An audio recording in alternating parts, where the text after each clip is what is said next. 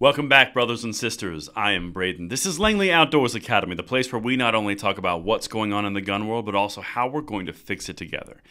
And the content that we're going to talk about tonight is the MCC codes, the merchant category codes that were killed on the federal level are coming back, but in an interesting place. And wouldn't you know it, there are presidential politics at play because this is going to affect millions upon millions of people.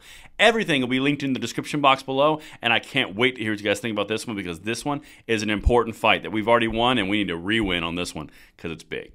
Now, of course, make sure you hit that like button, subscribe to the channel, and turn the notification bell on. We are distributing Freedom Out twice daily, and we would love to have you along for the ride, and thank you so much in advance for that consideration. And the content today would not be possible without SDI. Now, I know a lot of you out there like to upgrade and modify your own guns. And if you're looking to turn a hobby into a career, Sonora and Desert Institute can help. Their online programs cover everything from gunsmithing to ballistics, woodworking and finishes, shooting sports management, and more. Plus, all the tools and materials are shipped directly to your door. There's never been a better time to turn a hobby into a career that you can actually love, so what are you waiting for? There's a link in the description box below, and thank you so much to SDI for making this content possible.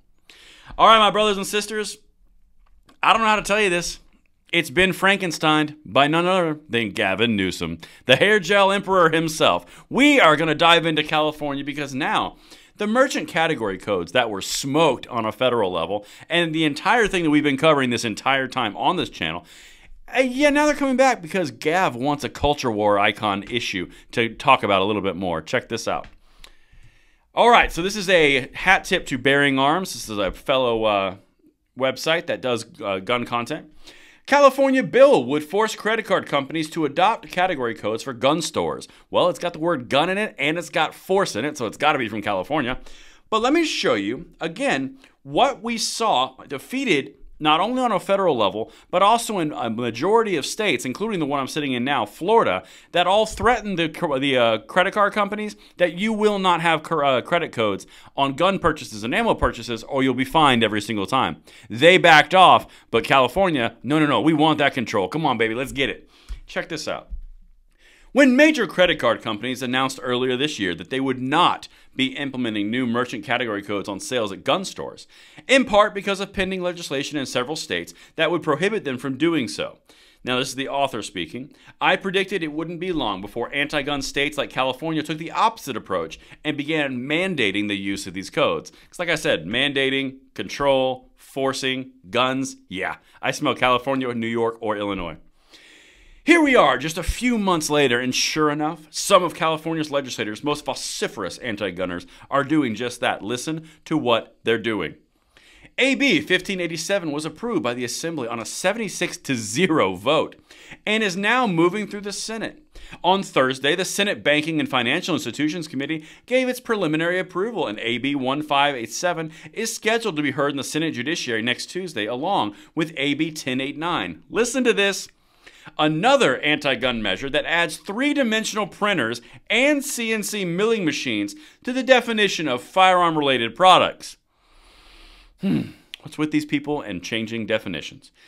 Requiring, quote, anybody who uses a three-dimensional printer or CNC milling machine to manufacture a firearm to be a state-licensed manufacturer, while prohibiting the sale, purchase, possession, or receipt of a three-dimensional printer that has the sole or primary function of manufacturing firearms. Good luck figuring that one out, Callie. That ain't gonna happen. But anyway, they're trying to get in front of the whole polymer thing because they really don't like the idea that people can make their own firearms. But let me get into this because one of the sponsors of this from the Senate in California, this guy's name's Min. Check this out. Unsurprisingly, Min's argument doesn't stand up to the slightest bit of scrutiny. First, the merchant category codes wouldn't identify specific transactions, only dollar amounts and the date and location of purchases. How are credit card companies supposed to determine if a particular transaction is suspicious enough to warrant reporting? These MCCs are supposed to help identify financial crimes like fraud, not serve as some sort of Minority Report style pre-crime surveillance system, and even some credit card company execs have pointed out the codes will be no use identifying potential killers. Dead on. Absolutely correct. That's what we talked about on this channel consistently from the time they announced it to the time we kicked it right in the face and it died. That's the entire point.